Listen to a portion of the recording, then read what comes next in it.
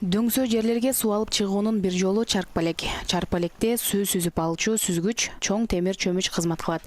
Муну колдонуу менен какыраган таштак жерди көп түшүмдүү бакка айлантууга болот. Чаркпалек менен кирешелүү бакты курган каарманыбыз жетишкендиктерин жана чаркпалектин иштөө жолун көрсөтүп айтып берди. Подъемник менен чаркпалекти сууга түшүрүп атамын. Кереги жокто көтөрүп коёмун, анан каналга суу аркылуу объемдо келет. Көп келгенде бир аз көтөрүп коёмун. Бир бетиде мына эки катар шланга оролгон 150 метр. И наркы бетиде 150 метр. В общей сложности 300 метр шланга оролгон. Кызыл болуп турган бул водозаборник. Бул түшүп суу алганда но наркы бетидеги воздух алат дагы.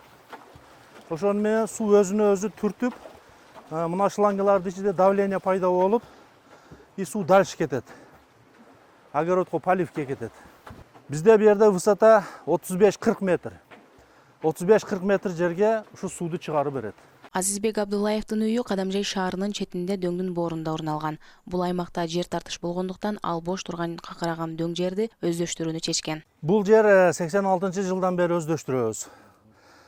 Илгери бу чаркпалек жогуда электрический насос бар эди. Электрический насос күйүп, кайрадан обмотка кылып, себеби бул жерде высота чоң дагы. Насоско нагрузка келип, насос тез эле обмоткасы күйүп калат. Кийин анан 2010-жылы ушу чаркпалекти жасатып, анан кийин ушу суу маселесин чечтик да.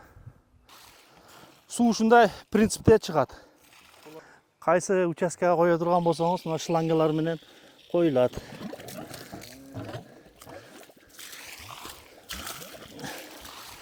Буну да үч коргондук балдар жасашкан.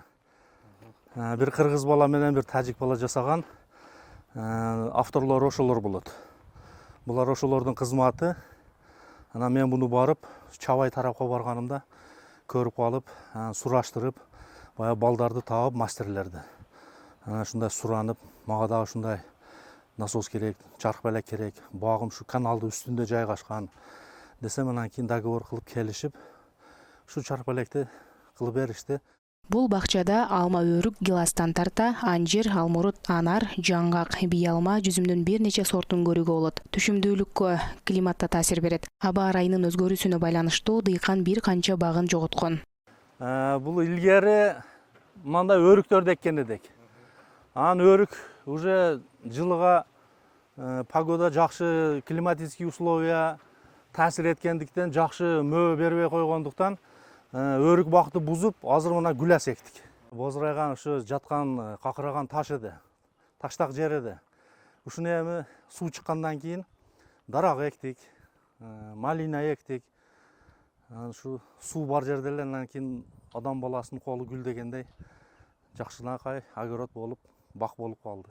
Акыркы 4-5 жылда түштүк жергебизде чаркпалектин жаңы түрү пайда болду. Ал сууну дөңгөлөктүн ичине кылдат оролгон шлангга топтоп, андан ары түтүккө катуу басым астында берет.